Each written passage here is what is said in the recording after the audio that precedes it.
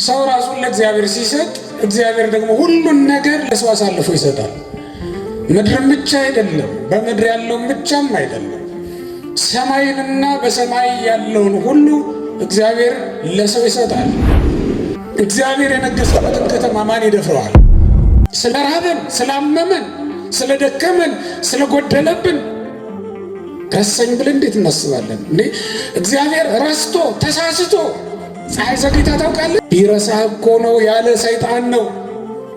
ጸሎትሽን ያልተቀበለሽ እኮ ቢንቅሽ ነው ቢተውሽ ነው ብሎ የሚናገር ሰይጣን ነው ይህን የሚያሳስብ። እግዚአብሔር ማንንም አይተውም። ክርስቲያኖች የማንንም ጸሎት አይነቅም።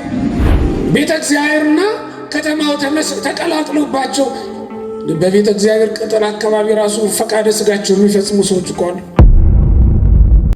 በአፍኒን በፊናስ ዘመን የተደረገው ኃጢአት በእኛ ዘመን አልተደረገም ትሉኝ ዘንድ ትችላላችሁ? ማስረጃ አላችሁ?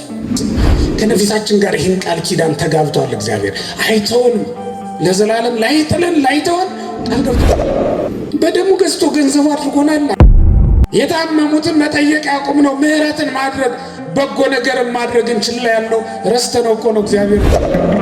ውድ የሳንኤል ሚዲያ ቤተሰቦች በዚህ ቤት የኢትዮጵያ ኦርቶዶክስ ተዋሕዶ የንግስ በዓላትን፣ መጽሐፍ ቅዱስን መሠረት ያደረጉ ስብከቶችን፣ መንፈሳዊ ዝማሬዎችን እና ክብረ ቅዱሳንን የሚገልጡ ትምህርቶችን በስፋት የሚቀርቡበት ስለሆነ ለቻናሉ አዲስ ከሆኑ ፎሎ በማድረግ ቤተሰብ ይሁኑ። ቪዲዮዎቹንም ላይክና ሼር በማድረግ መንፈሳዊ አገልግሎቱን ይደግፉ። የዛሬውን ቪዲዮ ሙሉውን ማየት ከፈለጋችሁ ባዮ ላይ ባስቀመጥነው ዩቲዩብ ቻናላችን ሊንክ ላይ ያገኙታል።